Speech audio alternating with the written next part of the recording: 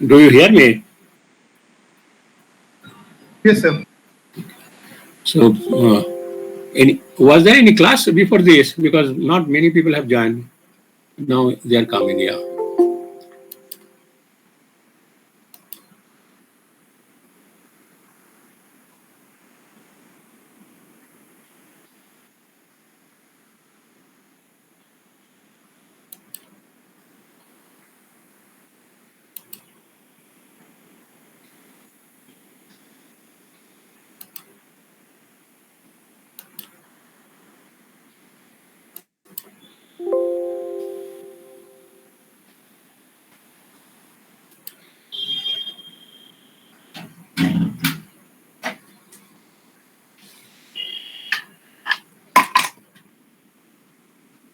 और pan card की copy আছে বাড়িতে पैन कार्ड कॉपी আছে বাড়িতে আছে দেন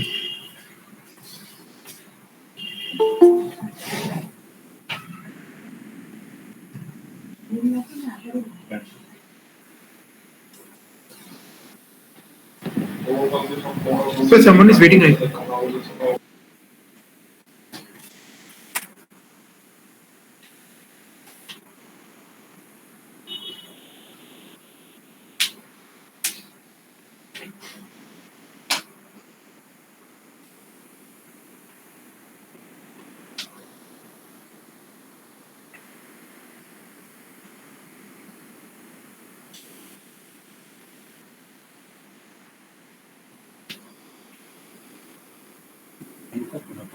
ঠিক আছে আমার কাছে অরিজিনাল আছে অরিজিনাল লিখে দেবো কোনো ব্যাপার না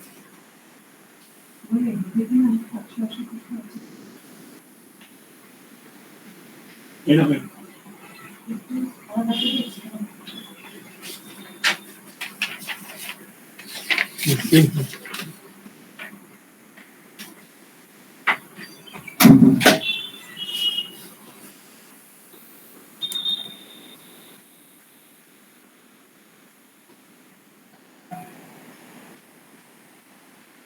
Right. Do you hear me? And see the slide? Yes, sir. Yes, sir. Okay.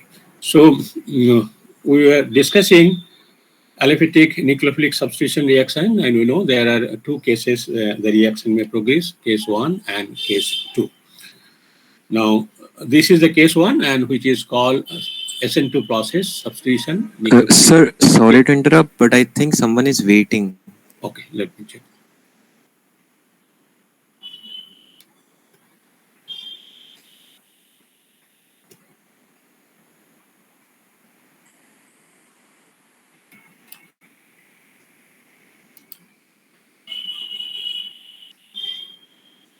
Yeah, I have admitted. Huh?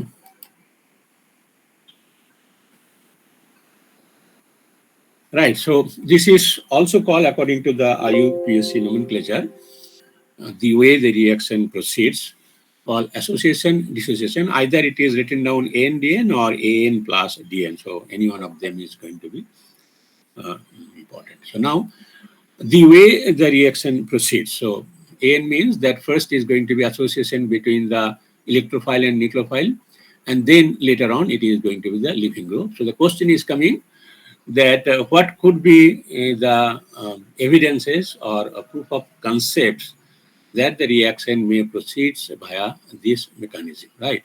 So now to prove this pathway, although I have discussed, but let me see to what extent you have grabbed the topics. So tell me 2-3 points which will be experimental design to prove this mechanistic pathway.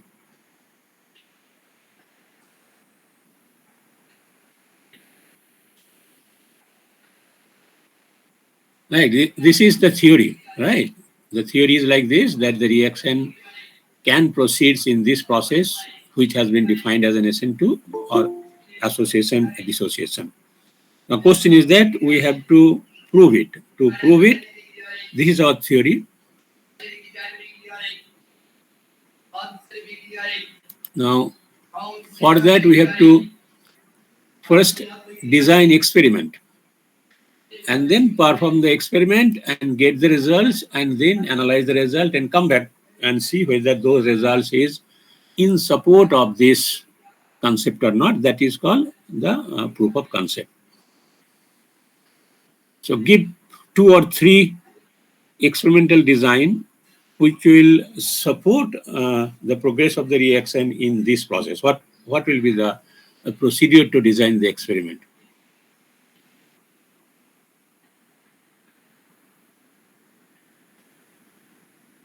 Tell anyone?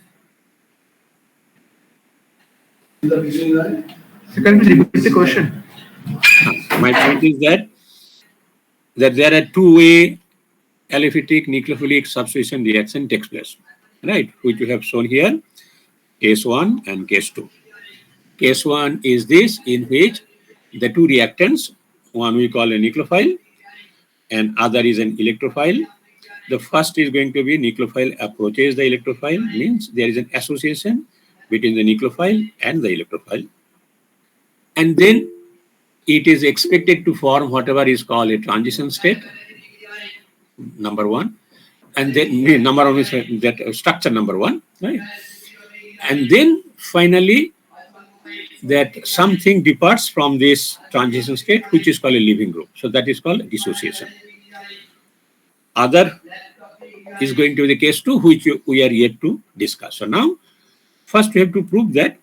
So what we will do in reality, that we will get a substrate, and in that substrate we want to carry out a reaction with the use of a nucleophile. We do not know whether the reaction is going to proceed via case 1 mechanism or via case 2 mechanism.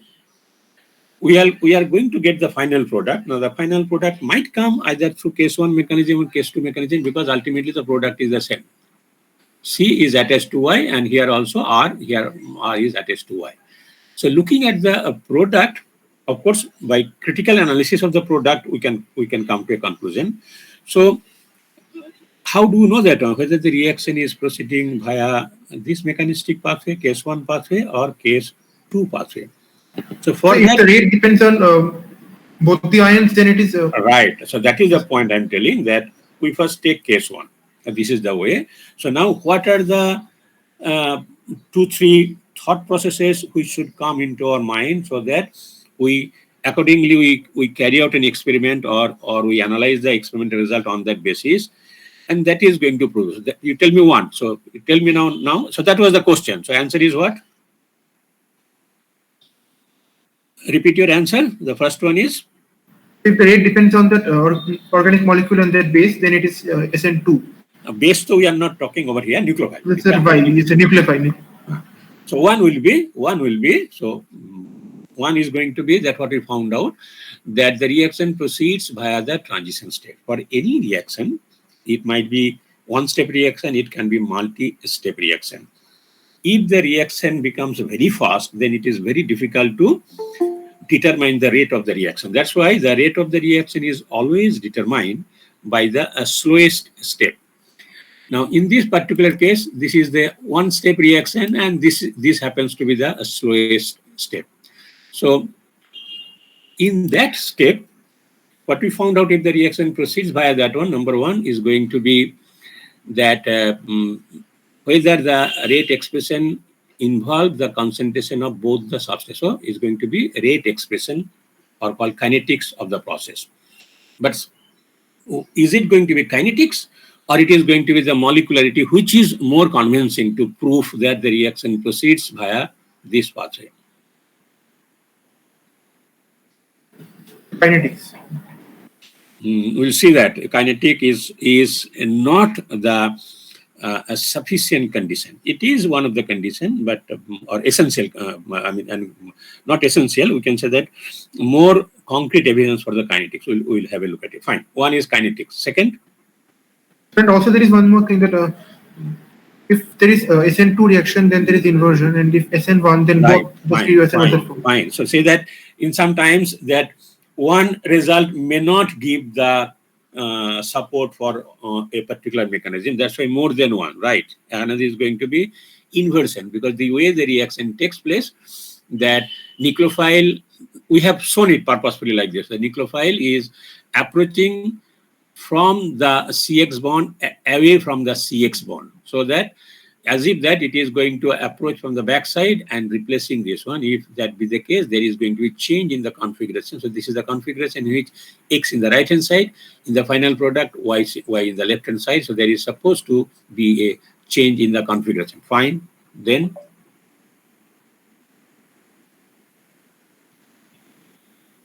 what else?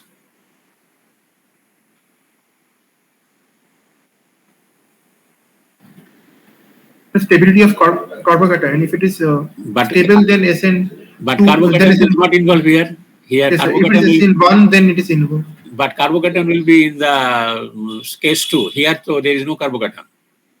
We are not invoking any carbocation in this place. So carbocation will not come here. It will come when we go to the other one. So carbocation will not come.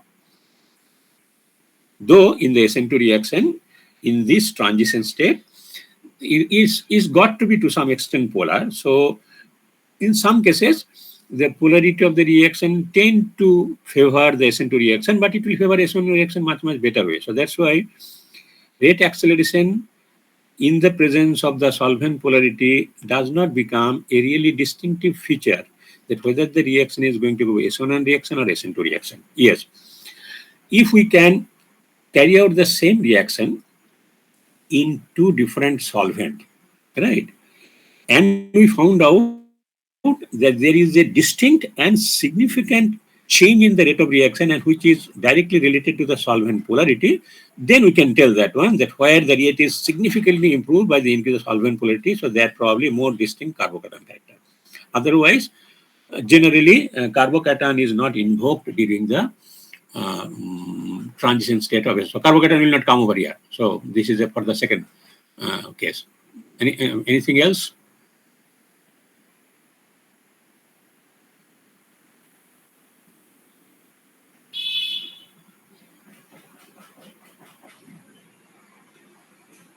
So most. So the nature of the solvent. Nature of the solvent we discussed, na? Nature of the solvent will be only a scope, but it is not that much significant for SN2 reaction, because in the SN2 reaction, in this form, it is expected that it will be to some extent polar character, like delta plus here and delta minus here, delta minus here. So that's why there is going to be a little bit polar character. But this polarity is very insignificant polarity, because neither the completely bond formation is taking place nor the complete bond breakage has taken place. So distinct polar character, we get it in the SN1 process. So that is the reason SN2 reaction will not be that much significantly rate increased by increase of the solvent polarity.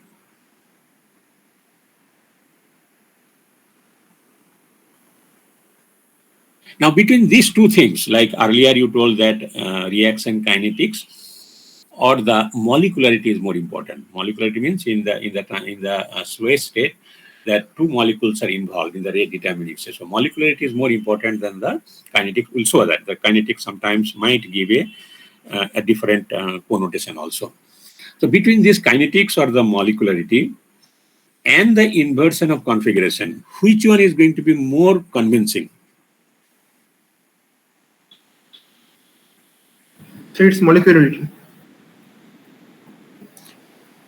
Inversion may not always happen.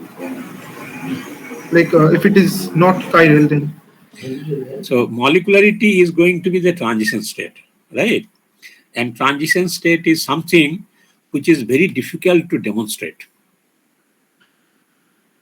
On that, so that means it is again is going to be to some extent depending about the rate expression for that.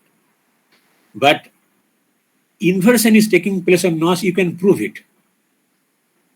Right, you can prove it by deciding whether there is going to be racemation or not, or whether there is completely you have taken it one Baldwin inversion. Inversion is taking place. So actually,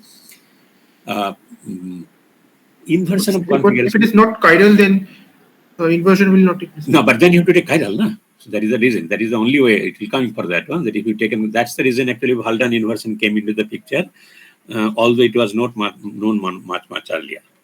Fine, it will come. Then again, the question is that, again, you have to prove it. You got a Baldwin inversion, right? But how do we ensure that one Baldwin inversion is taking place through backside attack? How do you conceive that Baldwin inversion will going to only take place through the backside attack. That means you have to prove that when the chemical reaction is taking place, when the new bond making and old bond breaking formation is taking place, that has to be taken place in such a way that one is going to replace other from the backside approach. So what logic or what understanding is going to help us to prove that there is no other way for the reaction to take place other than the backside approach, in case it has to involve a transition state like this. Right, so we'll discuss that. On that I have not discussed with you. So that is the reason it is going to be reaction kinetics oblique molecularity, but it does not always go hand by hand. Stereochemical evidences we have already discussed. We have also told you, yes, it is the linearity of the transition state. So if it has to go in backside approach, then it has to be 180-degree phase difference. That means it's completely linear. So the transition state has to be linear. Now, how we can prove that the transition state can be linear? One will be if we can understand how bond formation takes place. This is basically molecular orbital theory.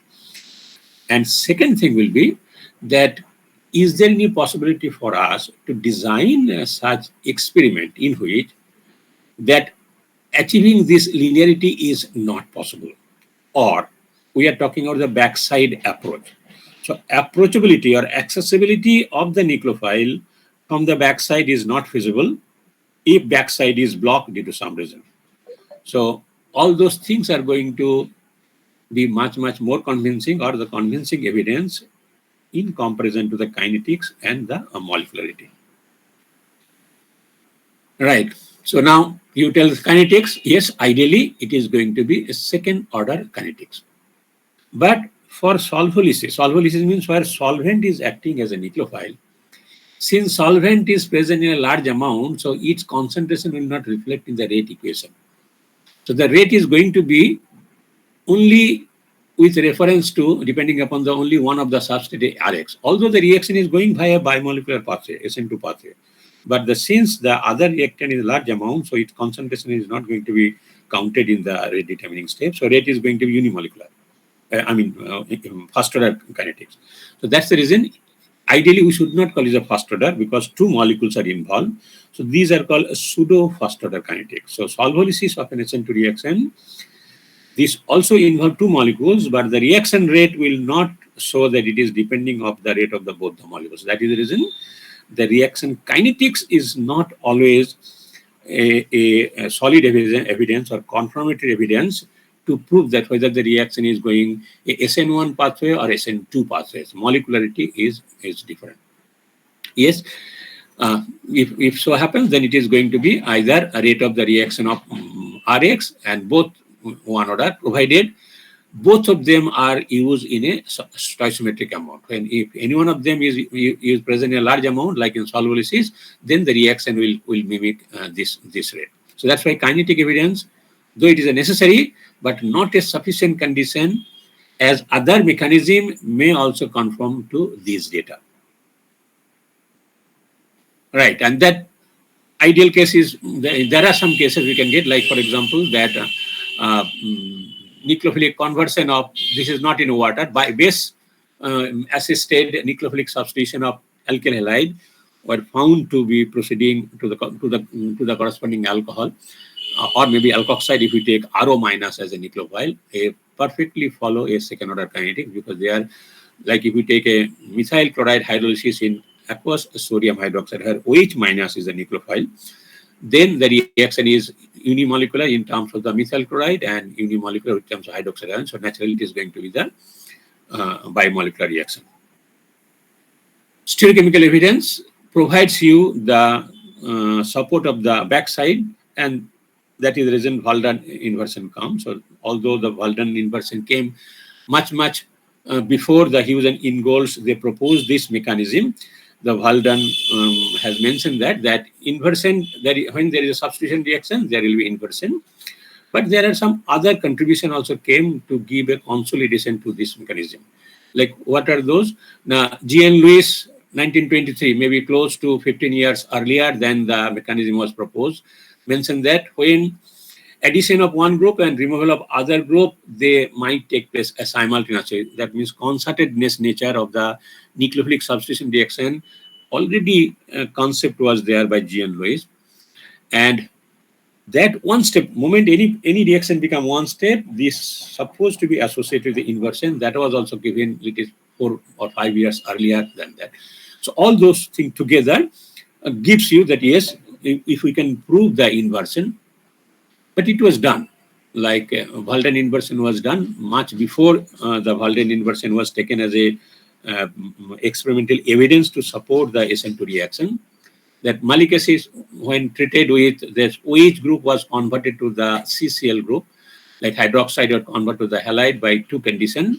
So they gave the enantiomerically a different product. So naturally, from the same substrate, if you are getting 2 enantiomer, certainly one of them is going to be retention of configuration and other is going to be inversion of configuration.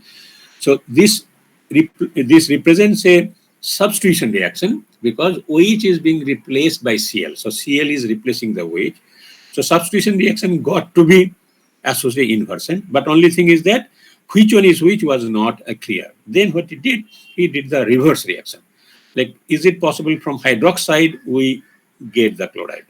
So that was also done, only 2 different methods. And here also found out from the same chiral substrate, 2 different conditions. Objective is that you are now introducing the OH replacing the Cl. Here also you get 2 enantiomeric products. That means there is going to be inversion.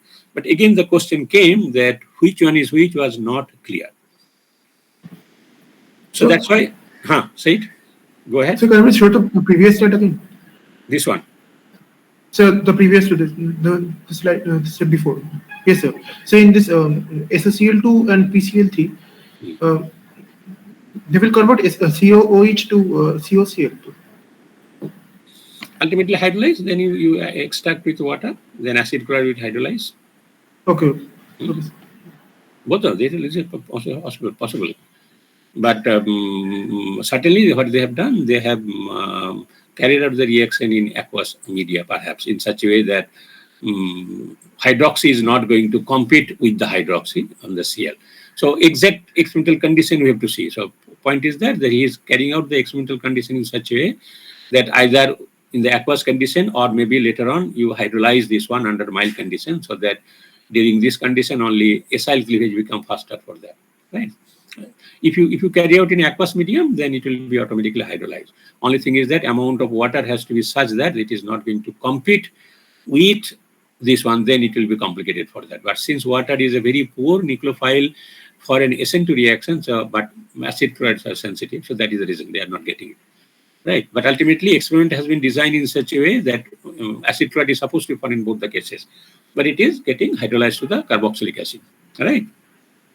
So or else they can be protected in some of the other way.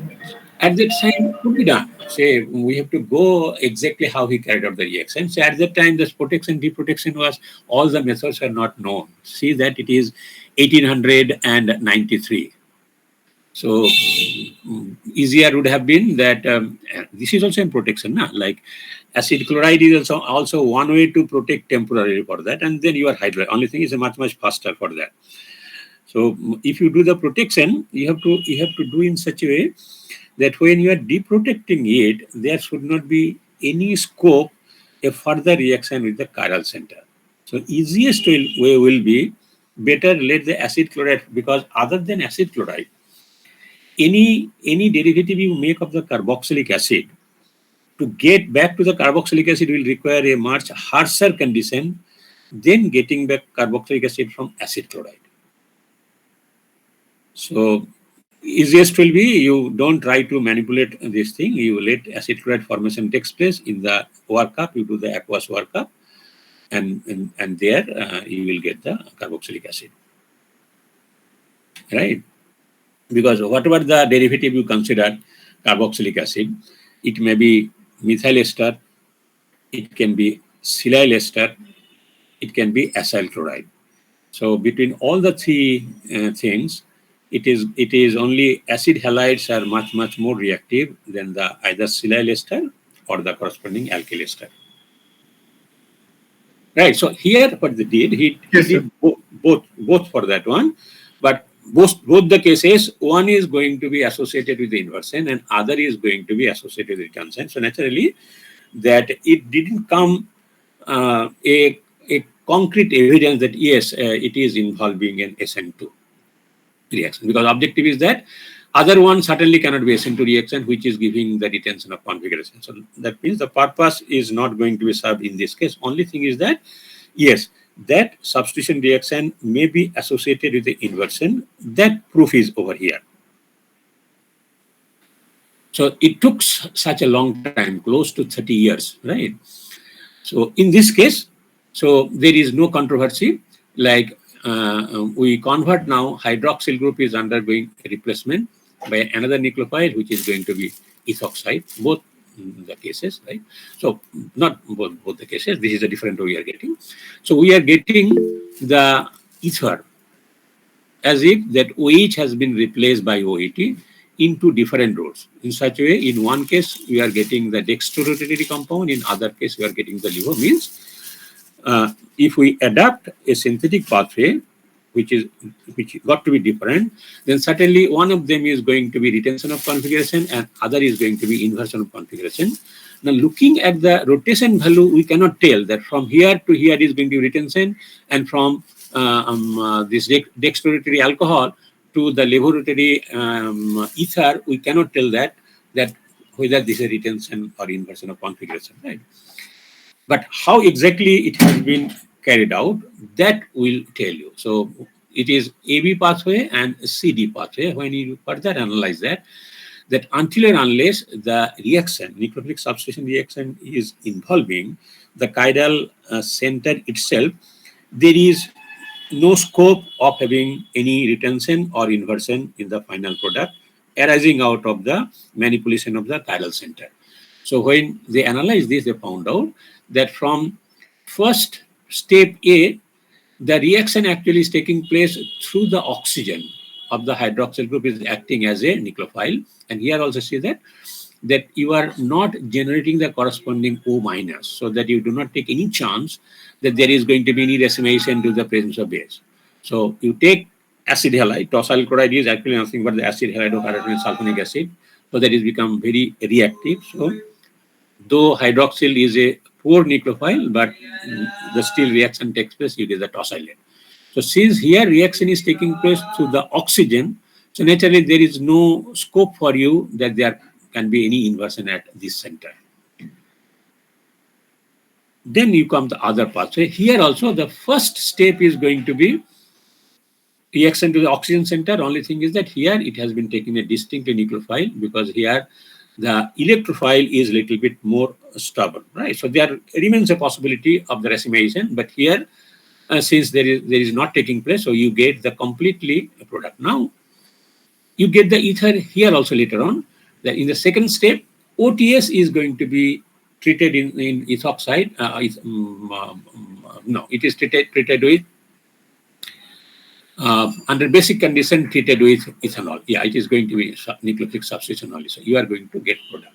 Now finally, when you look at this product, you are getting both of them ether, and both of them chirally 100% pure. Only thing is that the one is going to be opposite to the other.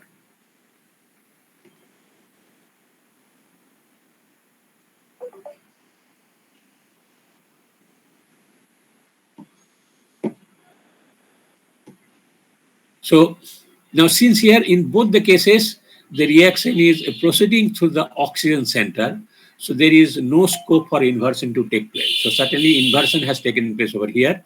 Now here is a two-step procedure, path step A and step B. Step A also no inversion scope, so step B is the inversion scope. So the reaction is taking place that you generate the ethoxide anion, and the ethoxide anion is going to attack from the backside, and that is taking place.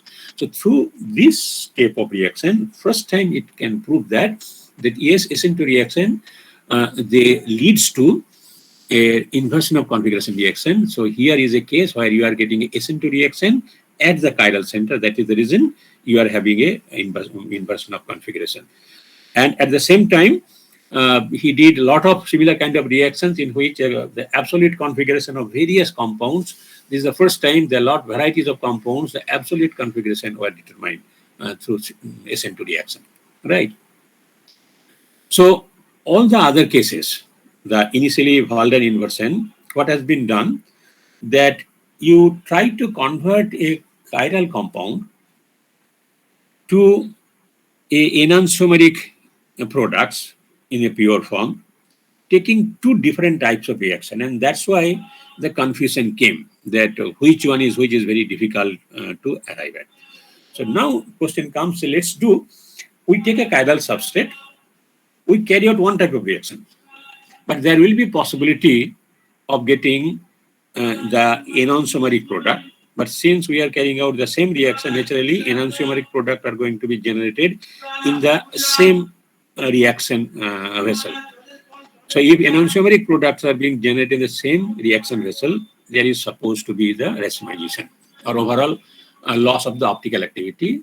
So 2-octyl iodide was taken as a chiral substrate. So either you take pure R or pure S, and was subjected to treatment with the radioactive iodide ion, right?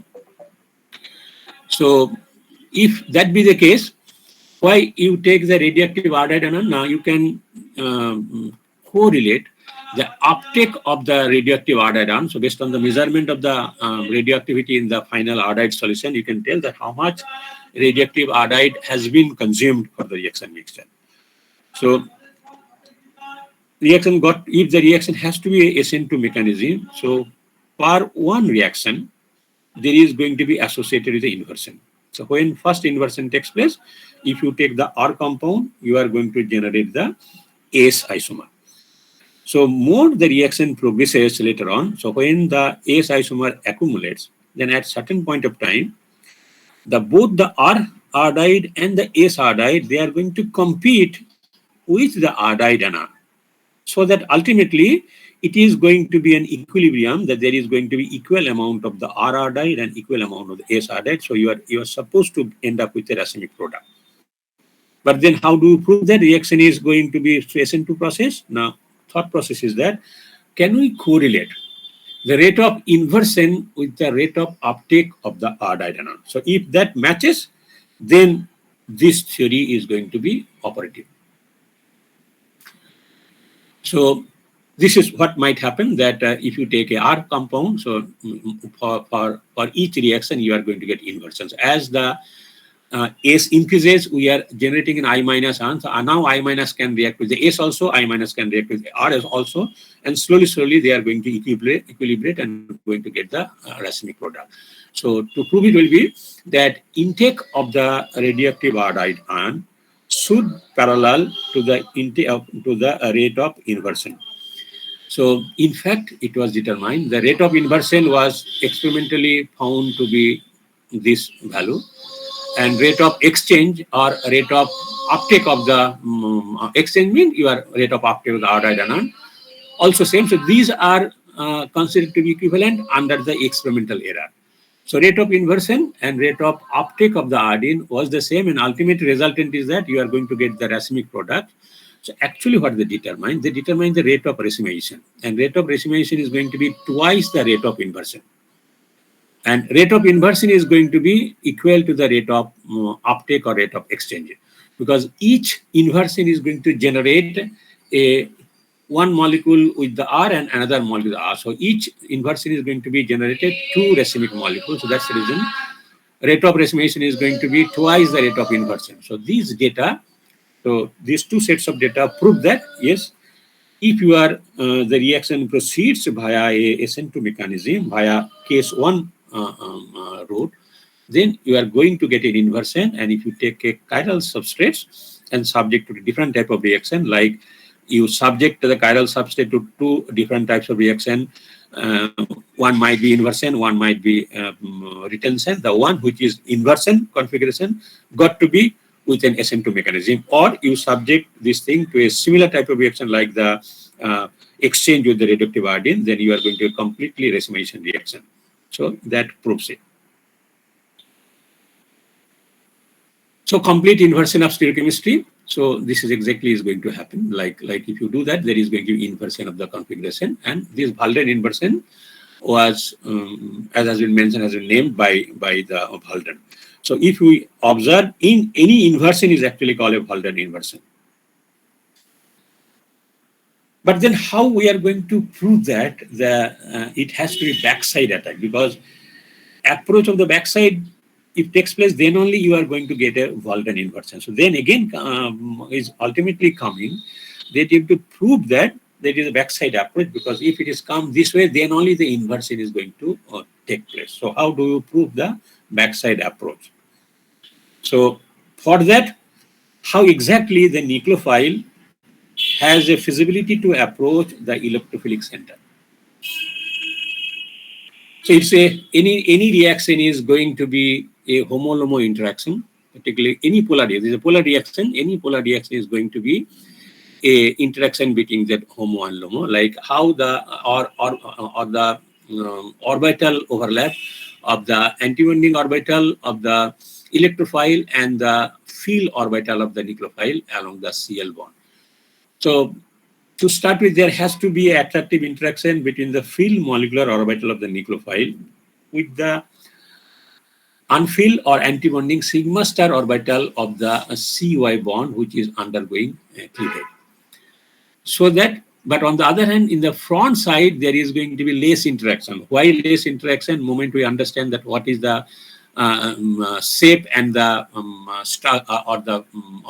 stereochemistry of the bonding and antibonding orbital, then we'll come to know that why there is going to be attractive interaction or more strong attractive interaction with the antibonding orbital from the back side, and why there should be less interaction from the front side.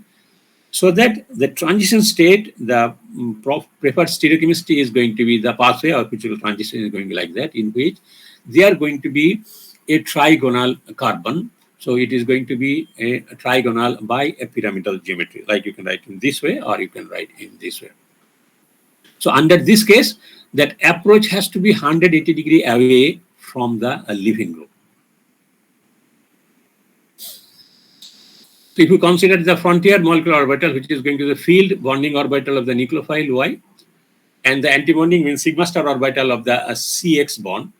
So if you draw the sigma bond, then we know that this antibonding orbital has a larger lobe on the opposite side of the CX bond. Since there is a larger lobe, so initial interaction is going to be much stronger with the bonding pi orbital. And as the reaction proceeds, so before the reaction took place, the central carbon where the nucleophilic substitution reaction is taking place, that was sp3 hybridized. When the reaction proceeds through the transition state, slowly there is going to be rehybridization of the central carbon atom, so much so that it attained a trigonal bipyramidal geometry, so that the central carbon atom got to be an sp2 hybridized, so that this sp3 bond, which was involved in the bond formation between the CX bond, it tends to convert into a p orbital. So in the perfect transition state, the central carbon have a p orbital, and through this p orbital, there will be association between the Y and association between X. So in the front side, there is going to be larger concentration of the antibonding lobe on the back side of the CX bond. So why it cannot take to the front side? Now, when you take the other lobe, the antibonding orbital, so it is going to be very small in size. So naturally, its interaction also is going to be much less. More importantly, there is going to be a nodal plane over here. And due to this nodal plane, there is going to be both bonding as well as antibonding interaction. Like one is going to be bonding interaction, and there is going to be antibonding interaction from the front side approach. So that's the reason front side approach is actually ultimately not leading to the bond formation. It is counterbalance each other.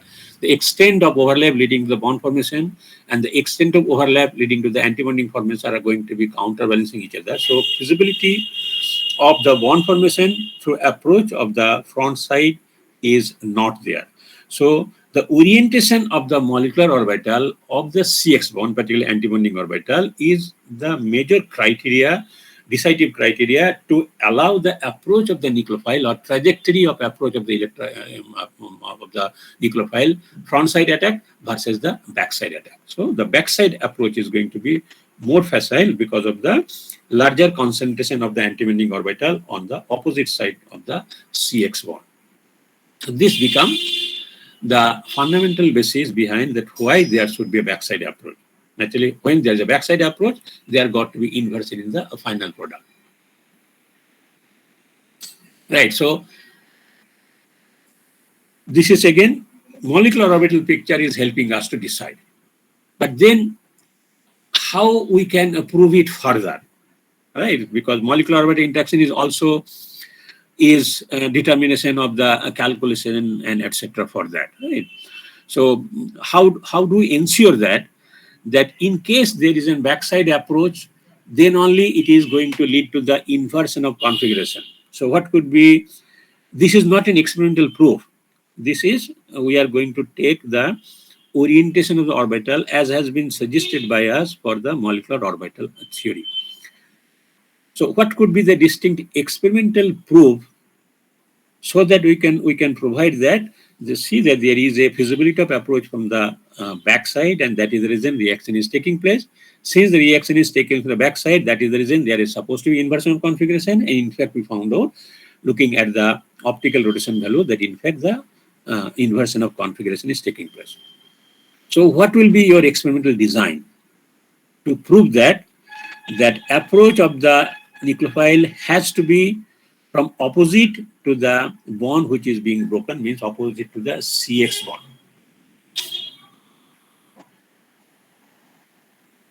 Right, as I told you that you have a theory, right? This is called hypothesis.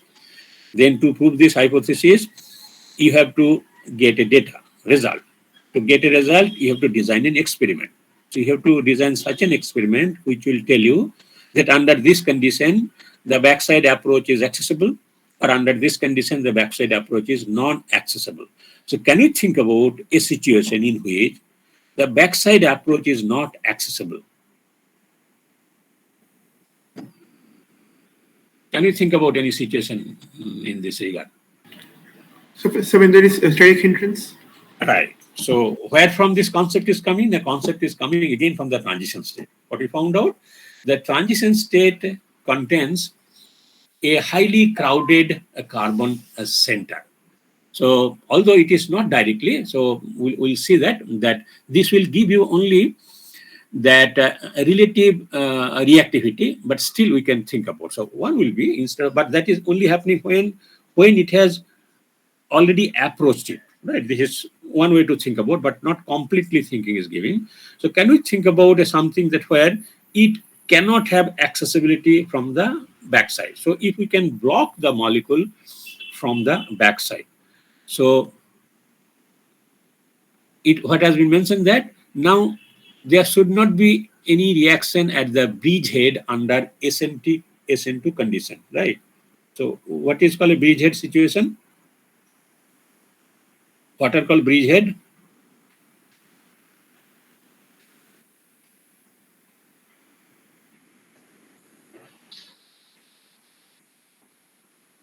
For bridgehead, first we have to know what is called bridge.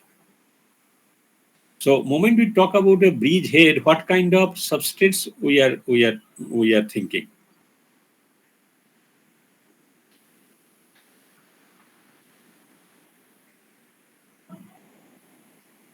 What is called bridge in a compound? Yeah, yes or no? So, I think I have. Bridge may be atom which is part of more than one rings. Like it links two rings in a molecule. Right. So that means when you have a at least bicyclic compound, and when that means how exactly two cycles are associated with each other, right? So these are the three ways, right? This is called fused when they share two common atoms, but not only two common atoms, they share two common atoms, both the atom makes the same bond, or better is that they share a common bond. When they share a common bond, naturally has to share 2 common atoms also. These are called fused system. But they can share 2 atoms together. If they share 1 atom, then called spiro system. So bridge is this kind of system in which they are sharing 2 atoms, but these 2 atoms is not part of the same bond. So then it comes to a bridge. Means we are, so like this example, we are going to fuse. Fuse is a different one. This becomes a fuse one. We are going to combine 2 rings, right? This is a 2 6-member ring, right? In such a way that they are sharing 2 atoms, and those 2 atoms are not constituting the same bond. So this is going to be 6-6, right? Then we can have another also, like 2 6-member ring, but 2 atoms are common. There is more than 1 bond. So now this bond system, which is actually combining these 2 ring system, that is called a bridge, right? Like this is this bond and this bond, this is acting as a bridge. Similarly, this bond, and this bond is acting as a bridge when we are making 2 6-member ring system. And this is called bridge head. That is a common atom which is shared by these 2 ring system is called a bridge head. And if we draw the stereochemistry, like these are named based on that how many carbons are there in the bridge and how many carbons are there on the other rings, either on the left hand side or on the right hand side. So in this case, it is going to be called bicyclo, because the bicyclic system 3-1 system. Because both the side 3, so the like those carbons which are not part of the bridge system has to be named first. So you get 3-3-1. This is called bicyclo 2-2-2, means the bridge is also 2. So these are 2 6-member. Then what we can do, we can have 1 6-member and another 5-member. This is a fused ring system and this is a bridge system. So this is going to be now, this is going to be the bridge. We can call this one also a bridge. But then which one is going to be called the bridge? Is it 2-ring carbon or a single-ring carbon? Normally, bridge is going to be like, ideally, the longer the bridge, lesser it will be stable, unstable, or more effort you have to do. To make Sir, I had a question, sir. What can be the maximum number of carbon atoms present in a bridge? I mean, the molecules I've seen so far, they have only just 1 carbon atom or maximum 2. I mean, can there be more than 3 atoms in a bridge, or will that be too unstable to exist? No, it will be there. Only thing is that whether you can make that molecule or not. Moment we are going to make, ideally possibility is there. I won't say that one, it is not there because I have not checked. The reason is like that. Moment you are increasing the number of atoms in the bridge, invariably you are increasing the ring system. And moment you increase the ring system, then it becomes very difficult for you by using classical chemistry to make a 7-member and higher ring. Nowadays it's possible by the radical chemistry like 8-member ring. And again, a major contribution came from your department, cultivation of science. But by this time I have left the laboratory. It was done by Professor Yuvar Ghatak. This organic chemistry department actually got the name and fame because of the 2 persons. One is Professor P.C. Datta. P.C. Datta was the PhD advisor of Professor Usha Ranjan Ghatak and then Usha Ranjan Ghatak, right? Professor Ranu and Professor Subrata Ghosh, who has retired now, they are the student. And I happened to be working when they were working over there. So I am completely aware about that the status of your institute or of your department, being an alumni of that. So yes, till that time, it was very difficult to construct even 7-member ring by the classical. It's not like it was not there, but this free radical chemistry and the carbon chemistry, they provides you a little bit more access compared to a carbocationic chemistry or carbonic. Yes, you can do it. You can do it for that. Only thing is that it involves a techniques. Like I'll show you. I think I have eliminated this one. So coming back to this, which one is going to bridge it? It's principally the same thing. The bridge will be given to that carbon chain which involves the minimum number of carbon or minimum number of bond. Like we can consider that this also can be bridge and this also can be a bridge, but this is a 2-carbon system, this is a single carbon system. That's the reason it should be called bicyclo 3-2-1 system, not the vice versa. No, it should be called bicyclic 3-1-2 system. The last digit is actually given the bridge position. Similarly, you can have a 5 member. Now, since moment you are increasing the bridge, you are going to make the molecule stay. Like if you compare the inherent stability of this 6-6 bridge system versus this 6-6 bridge system, then the 2-2-2 system is going to be much less strenuous compared to this one. And we'll see when you go to the SN1 mechanism, we'll find out that that is the reason. Similarly, when you are making a 6-5 ring system, this is expected to be much more strain system compared to this one. Say since UV is beyond my scope for that one, that this has a very significant implication on the lambda max value also. Like you can change the lambda max value into different ways. Number one, that you can change the resonance interaction in such a there is no effective resonance contribution or conjugation, then gap between pi and pi star will be longer than whatever you're thinking. That means there is going to be hypsochromic effect. Otherwise, there is a possibility that you are not perturbing the resonance interaction or the conjugation effect. But selectively, you can manipulate the structure in such a way that inherent energy of the molecule has been increased. As if we are selectively raising the ground state level, then there is going to be the bathochromic shift. So what has not been accounted for in the Woodward-Hofmann's rule for the dying system or Woodward-Nelson-Pfizer or Woodward, there is a contradiction over here. Some of the recent textbook like Kemp, they call a Enon system as a Nelson-Pfizer rule. But then I have gone to the authentic book, which was the very first textbook written for this rule. Then I found out they still came as a Woodward-Pfizer. But anyway, for Enon system, it was found out subsequently that there are number of molecules which has a bridged bicyclic system either in the dyne or in the Enon system. And their lambda max value does not match with the calculated value. Then they found out another empirical rule which was not incorporated earlier because it was not observed when Woodward-Hofmann has fabricated rule. Maybe it was those systems are not there. So if you add around 10 or 12 nanometer as an incremental value add for this picture, then it is going to match for that. So later on, if you have a bicyclic system, so why now moment you are increasing the bicyclic system, you are increasing the strain in the molecule. So in this context, the strain is going to be less when you consider 6-6 system. When you consider 6-6 versus 6-5 system, 6-5 system is going to be more strenuous compared to this one. And if you compare 6-5 versus 5-5, 5-5 will be much more strain system. And that also has an implication in some of the data. If the opportunity comes, the logic comes, I'll show you those data for that. So all those things are going to be bridge system, right? So that means if we have a bridge system, but for that, this planar structure, this is actually the planar we have represented, that will not give you actual criteria how it does. So you have to think about the molecule in the real stereochemistry. So this is the actual stereo structure of the molecule. Like you see that 3-3-1 system. So you can have 4 ring also over here.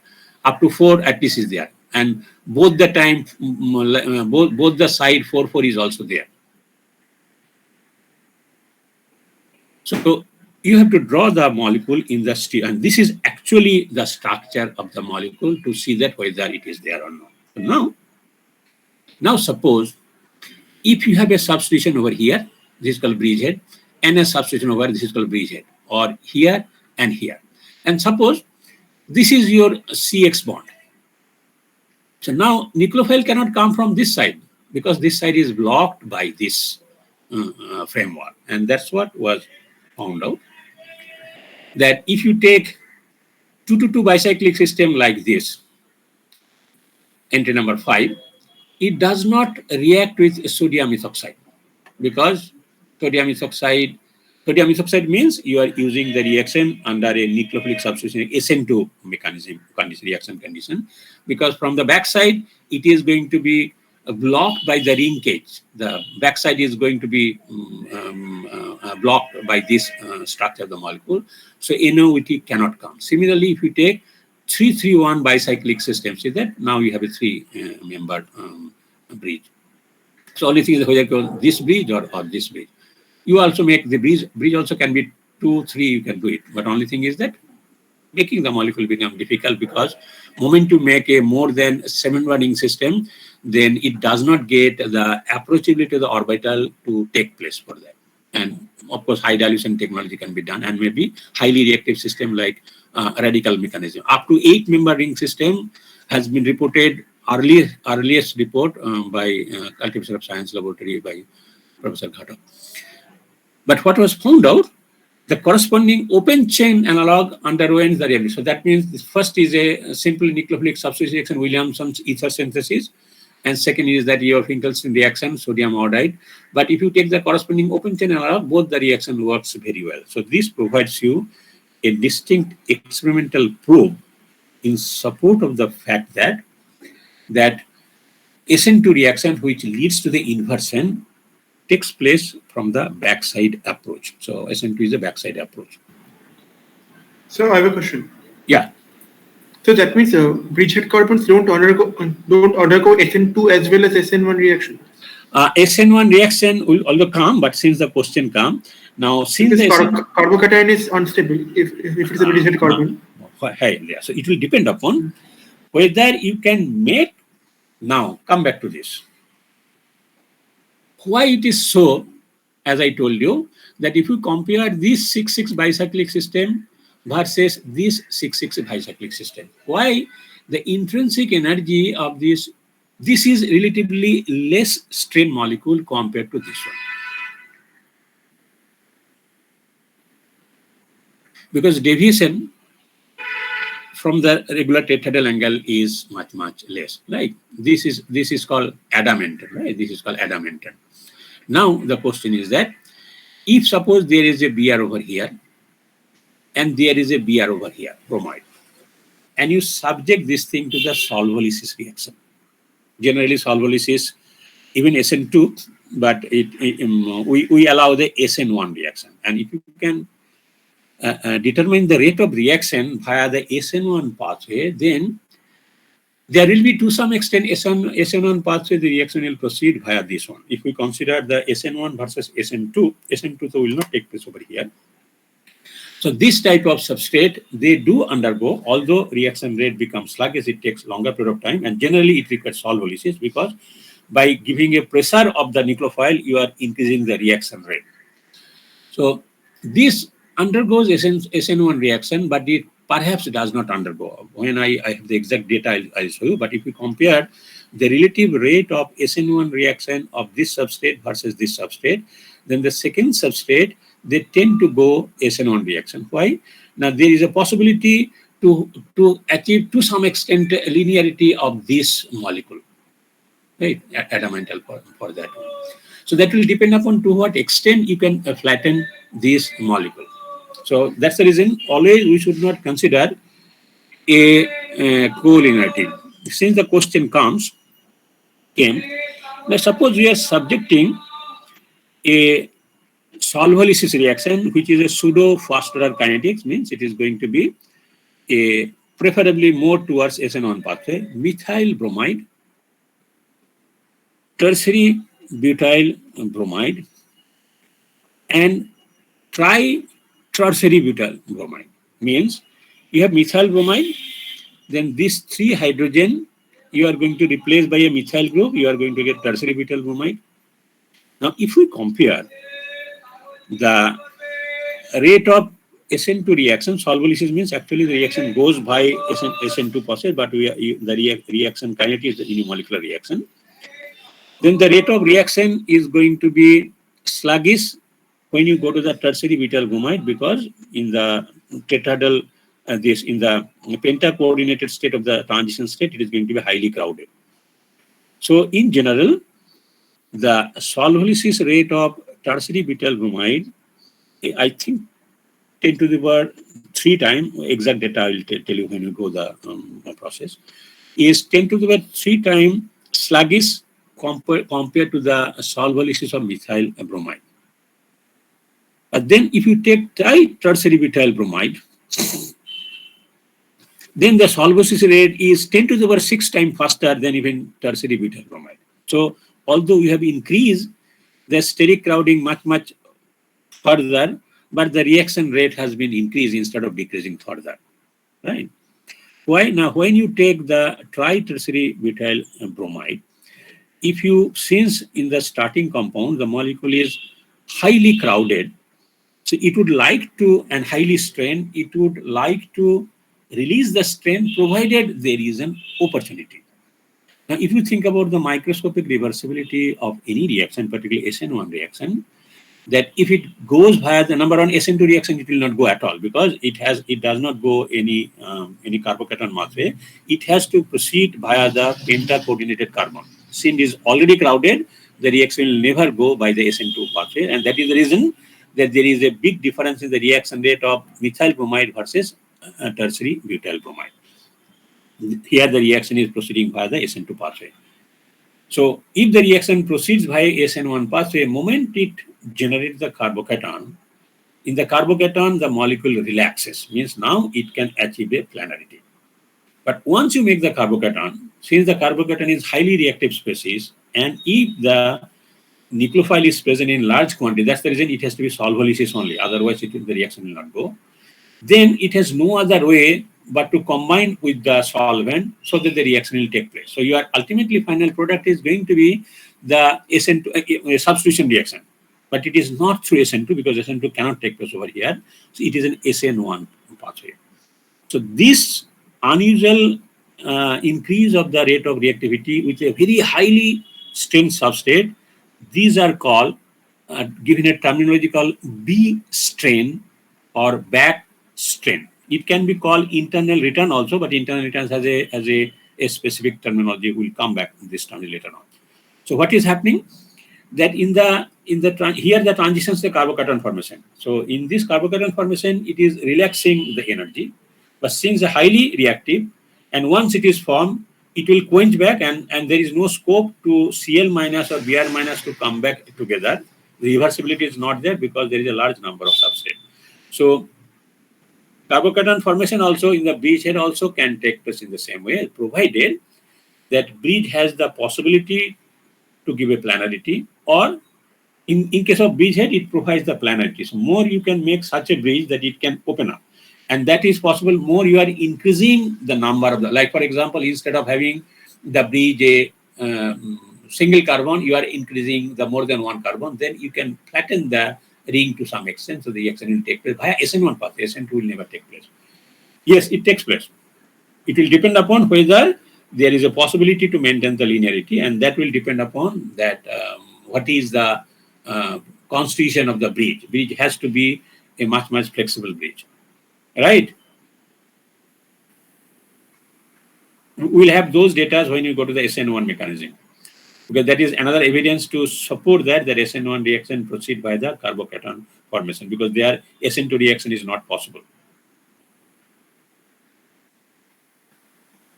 Right, so then again is coming that backside approach is going to demand you that it is going to be that 180 degree, means exactly opposite to the CX bond, which gives you that linearity of the transition state, means that there will be a linear attachment in the pentacoordinate state in which that CY bond and CX bond, they are going to be perfectly linear, means YCX bond angle has to be 180 degree. So this evidence was given by S.N. Moser, right? There is a rearrangement, is a very popular reaction called S.N. Moser rearrangement. He is a German origin scientist for that. So the evidence came by S.N. Moser. So what he did for that, he designed an experiment in which the substrate S7, right? When the substrate 7 is undergoing a intramolecular substitution reaction. So here this methylene group, since this is a tosylate means SO2 and then paratoluene group. That means it is, instead of carbonyl compound, you have a sulfone. So methylene group adjacent to the sulfone also, because if we consider that polarity of the S double bond O, then S double bond O, actually it is an S plus and O minus. That means the carbon which is attached to the sulfur is a electropositive sulfur, because of which this carbon become a acidic hydrogen. This carbon become a methylene carbon, active carbon, or hydrogen become active carbon. So if you treat with a base, you can generate the anion, So now you have generated the we call internal nucleophile. So there is a possibility that now it can undergo a nucleophilic substitution reaction at the methyl group. So the transfer of the methyl group can take place from the methyl sulfonate moiety to the alpha position. So that means the critical component of the reaction is that the reaction has to proceed by the intermediate formation of the anion 8, and then anion 8 has to undergo a nucleophilic substitution reaction at 3. So ultimately you will get the product 9. But the product 9 can be formed in two different ways. One is going to be that this is going to react intramolecularly and then methyl is going to attack. But there is a possibility also that another molecule of 8 is going to, its anion is going to react with the methyl group. So that means two molecule is going to react. So each is exchanging its methyl group. Ultimately, you get two molecule of the 9. So it might be intramolecular reaction or intermolecular reaction. In both the cases, you are going to get the same product. Although mechanistic thing we have not come, maybe subsequently discussed. So there are different ways of the kinetics. We can find out that whether the reaction is proceeding by the intermolecular pathway or intramolecular pathway. So this is called crossover experiment. So the crossover experiment, which is called kinetic studies, detailed kinetic study, the crossover experiment suggests that from 7, when 7 is treated with the base, the reaction has to proceed via the intermediate formation of the corresponding anion 8. Now it can undergo either an intramolecular attack or two molecules can take part in the reaction in such a way they are exchanging their methyl group through an intermolecular pathway. So crossover experiment proved that one, no, this 9 formation is taking place from two molecule of 8. They are interacting intermolecular pathway. So why? Then you can draw the transitions to find out that it will be very difficult to maintain a linearity so that from the same molecule the reaction will take place. On the other hand, if you can design, that means this is going to be a constrained molecule if the molecule has to proceed via a intramolecular reaction, because it has to achieve a linearity of the nucleophile and the leaving group. So that linearity can be, that means this CC bond and this CO bond, they cannot be linear if it has undergo a nucleophilic substitution reaction. But if you can design certain substrates in which the reaction will be a internal reaction, intramolecular reaction, but there is a feasibility that the more or less the linear transition state you can maintain between the bond which is being formed and bond which is being broken.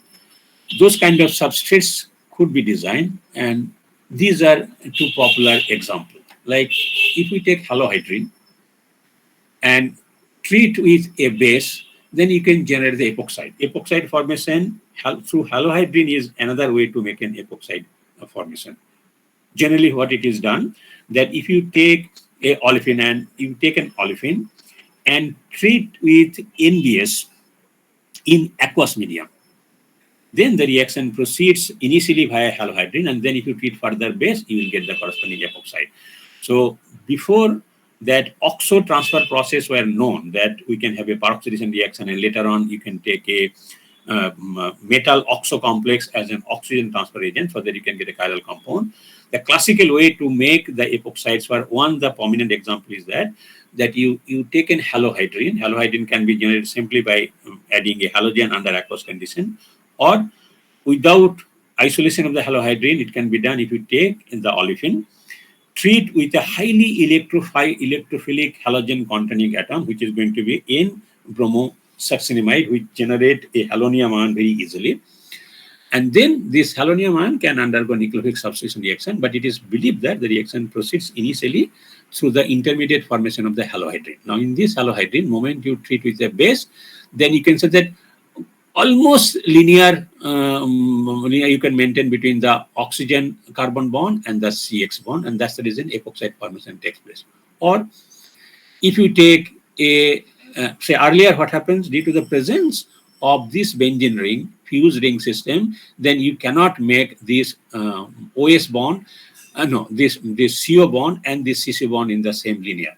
But moment you do not have this ring system, that means the constraint in the substrate is being not there. So you can carry out any information, like for example, that 5-member lactone formation is very facile. As a matter of fact, the 5-member lactone formation is so facile that you cannot generate a carboxylic acid and an hydroxyl group in such a way, in such a position. So basically it's going to be 1-3 position, like this is going to be 1 and this is 3. 1-3 position if they're hydroxyl group and carboxylic acid group.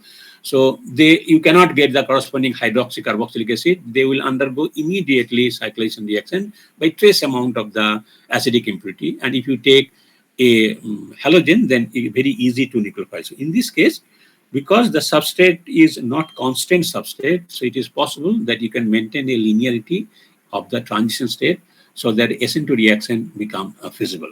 So these are the evidences to actually prove that it is a backside approach.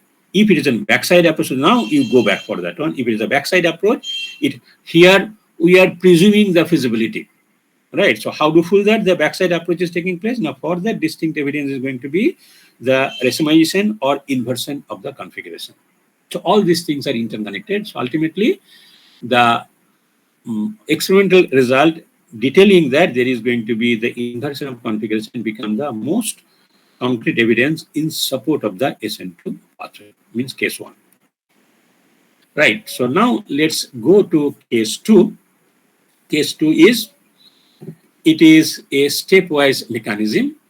So step 1 is going to be that we are going to break the bond first. Naturally, it has to be carbocation and then generate the nucleophile. So this has been taken from your Jerry Marsh book. It should be X minus. So I have just cut the figure from there. And the steps so that you can have a completely neutrality for it. I know they have taken that other kind of type 1, type 2, and type 3 possibilities. Right. Similarly, the next step is going to be that nucleophile approach the intermediate, and so the reaction takes place. So these two steps, that first step is the slowest step, right? And that is the reason that the reaction actually kinetic is going to be governed by the kinetics of the step 1. So this is going to be the case 2 mechanism, which is called substitution nucleophilic unimolecular, because in the rate determining step, it is only one molecule which is being involved. That's called SN1 reaction. Now this again, as per the IUPAC nomenclature, here the first dissociation, then association. It can be called DN plus AN or DNN, or it can be called DN. This symbol means that the dissociation step is the rate determining step or the slow step. So just to enforce that. But generally, customarily, we take into the consideration that in SN1 pathway, which proceeds by a stepwise mechanism, the first step, which is the dissociation step, is the slowest step and the rate determining step. So that's why it is the DN process, which is the rate determining step. So now this is going to be the mechanistic course of the reaction by case 2, which has been mechanistically designated as an S1 pathway or DN-AN mechanism. So that a reaction, as I told you, that any nucleophilic substitution reaction has a possibility to follow the SN2 path or an SN1 path. It depends upon the various factors. Depending upon combination of the various factors, it will go either SN1 pathway or it will go to SN2 pathway, or there might be a borderline mechanism also. It might be both SN1 pathway and SN2 pathway. That will come later on. So under how we are going to prove the reaction is going to go to SN2 pathway, we have discussed so far. Now the question is comes that what will be our experimental design to validate that yes, this nucleophilic substitution reaction is in fact proceeding via a SN1 pathway. So now your experimental design or proving this theory, right? And then you can prove it. You know, there is called law, hypothesis, and theory. If you read, actually, this book is not popular nowadays because this author has expired a long back. So I think it is P.K. Chatterjee, probably forgot his title. So he has two physical chemistry book actually, volume 1 and volume 2, where kinetic theory of gases are very nicely explained in that before this SR Palith books and other physical chemistry book came. So they are very nicely demonstrate that what is the difference between law, hypothesis, and theory. You know how to differentiate between law, hypothesis, and theory? When it is called law, when it is called hypothesis, and when it is called theory. So Like The in hypothesis is when we do not have any proof, experimental or Exactly, theoretical exactly. proof. Your thinking process only imaginary Yes. things become hypothesis, Hmm. right? And you want to convince the people what I am thinking is correct. So for that, you have to prove it. And for that, you have to design an experiment. So when you do the experiment, then it becomes, yes, it's a law. And when it becomes theory, when it becomes obvious, means it has become time and again part for that, right? Now, you see that there is a very good, nice example to demonstrate that you learn the science more effective way if you understand the phenomena through your own language, because this is your natural understanding of the entire process. Like the first language you learn, your mother language, mother tongue. That means it becomes easier for you to understand what is happening around. And a very perfect example is going to go over here, right? So now it's called a law, right? So what is the meaning of law in Bengali? I'm talking about Bengali. Ain. Law. What is the meaning of literal meaning of law? Ain. Say it again. Ain. No, I'm not with that law. That law. I am talking about scientific law.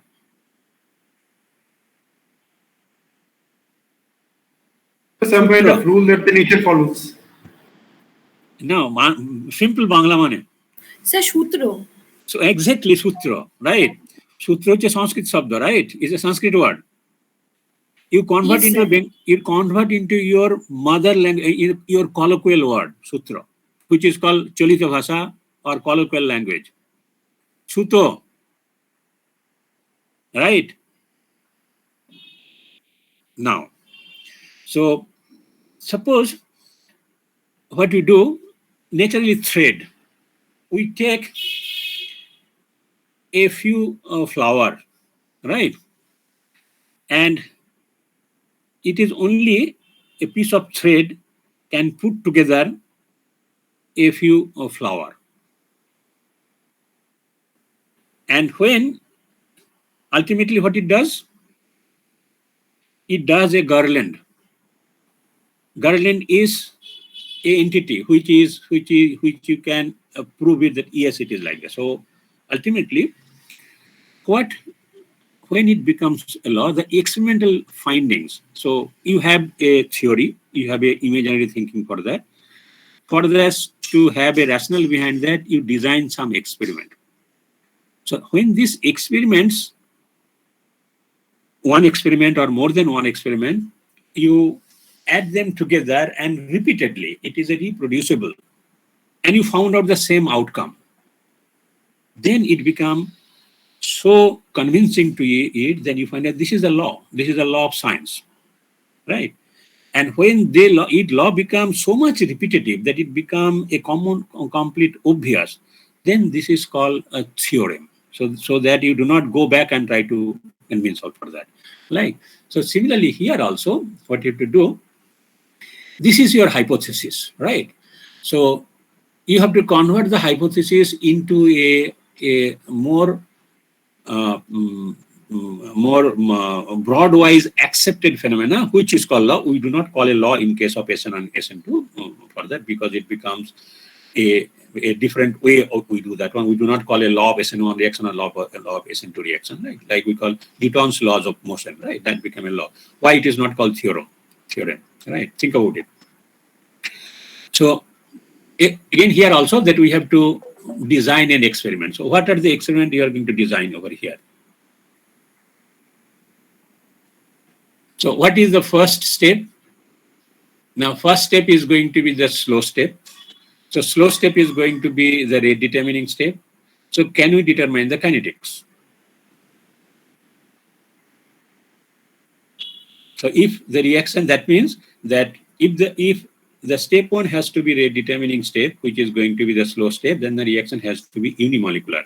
So molecularity determination could be one way to suggest that the reaction is proceeding pathway. But as I told you, that molecularity is one of the necessary findings, but it is not the convincing one, because SN2 reaction, when it is a solvolysis reaction, then its rate equation is going to be a first order kinetics. So first order kinetics or molecularity fine. Molecularity will tell us. One is going to be kinetics for that. Then what else?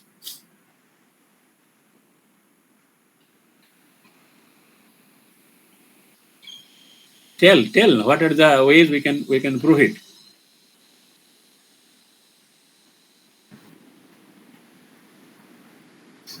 So both the enantiomers are produced, aren't they? Right. Here also stereochemistry. Right. It is going to be stereochemistry. That means carbocation formation. So anything associated with the carbocation formation, so those observation has to be related over here. So we'll see that if it's a carbocation, then the if R contains a chiral center over here, then it will have an equal probability to be approached from either side. So you are supposed to give a racemization for that. Another, what else?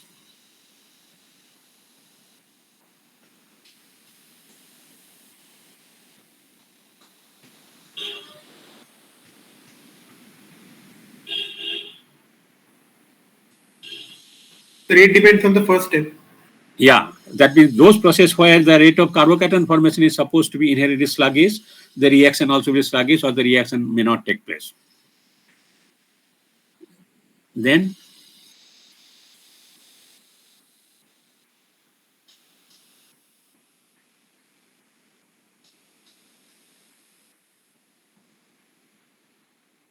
so each and every component of this step 1 and step does not depend on the nucleophilicity of the nucleophile.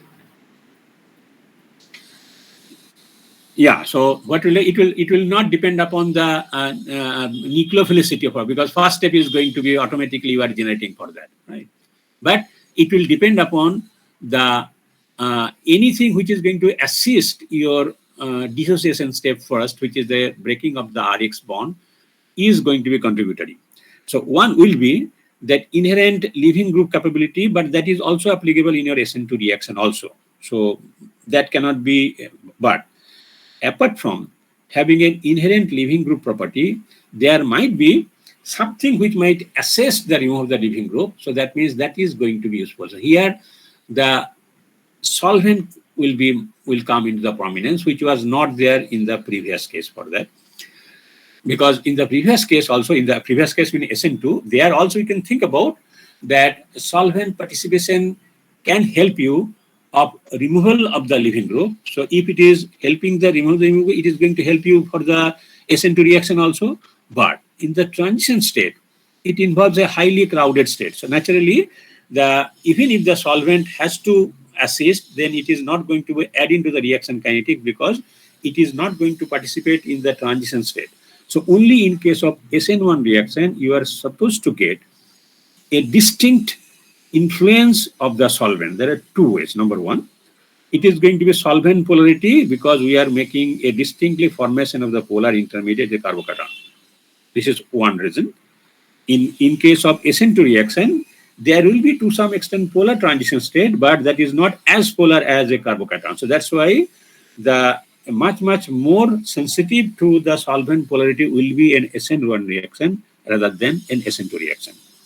Most importantly, solvent, apart from providing a polarity and stabilizing the carbocation, it might, of course, it will depend upon solvents to solvent, that it can have a molecular level interaction with the departing group and assist for leaving, as if it can pull out the leaving group for that. That feasibility is not going to be there in the SN2 reaction. So that is the reason when we consider the relative leaving group ability of the halide, then F minus is actually the poorest leaving group in an aprotic polar solvent. All those leaving group ability which we normally account for, generally will presume that it is going to be an aprotic polar solvent. But in a protic polar solvent, completely reversal. In protic polar solvent, a fluoride anion is the best leaving group. Why? Now, fluoride anion takes place a very strong Solvation. hydrogen bond, through hydrogen bond. Solvation through not aprotic polar solvent, through a protic polar solvent. That is the only protic polar solvent. So yes, if you can have an assistance from the solvent, that is there, right? And then relative leaving group ability will come for that. So to prove the necessity mechanism is going to be reaction kinetics, most importantly molecularity, stereochemical outcome, because it is expected to lead to a racemization because it is going to be planar transition state, not trigonal bigradient transition state, and effect of the substrate structure on the reactivity, in which nature of the R plus, where the feasibility of formation of a carbocation at the site of reaction is going to be more important. And nature of the X minus. X minus is not merely is a beta leaving group. Then it will be the same thing is going to help in the SN2 reaction also. Is capability to take part with a assistance like the solvent that will depend upon that, right?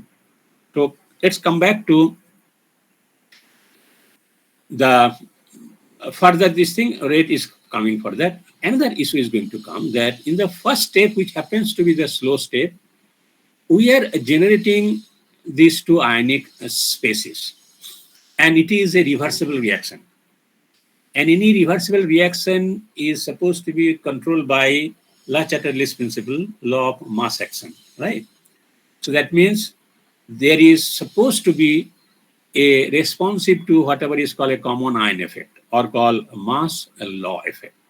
So if you add the X minus species, the common ion, then it is supposed to suppress the rate of the reaction.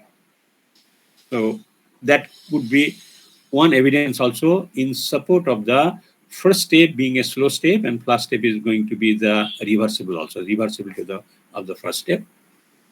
Then you can, these are, what are these species? Now they are ionic species, and you are giving a ion from outside, and this ion happens to be common ion. If it is a common ion, then it is going to be a suppressing the load because the mass law will take its role. But without adding the same ion, we can give another ion also, which is a different than the, since this is not a common ion, this is called a salt effect. So what do you mean by salt? A salt is nothing but a polar solute, polar substance. So when you are increasing a polar solute in a reaction mixture, you are increasing the ionic strength of the reaction medium. And if any reaction which involves, which proceeds through the formation of an ionic species is going to be very much dependent on the, as we go and increase the ionic strength of the medium, then its reaction rate is going to be increased.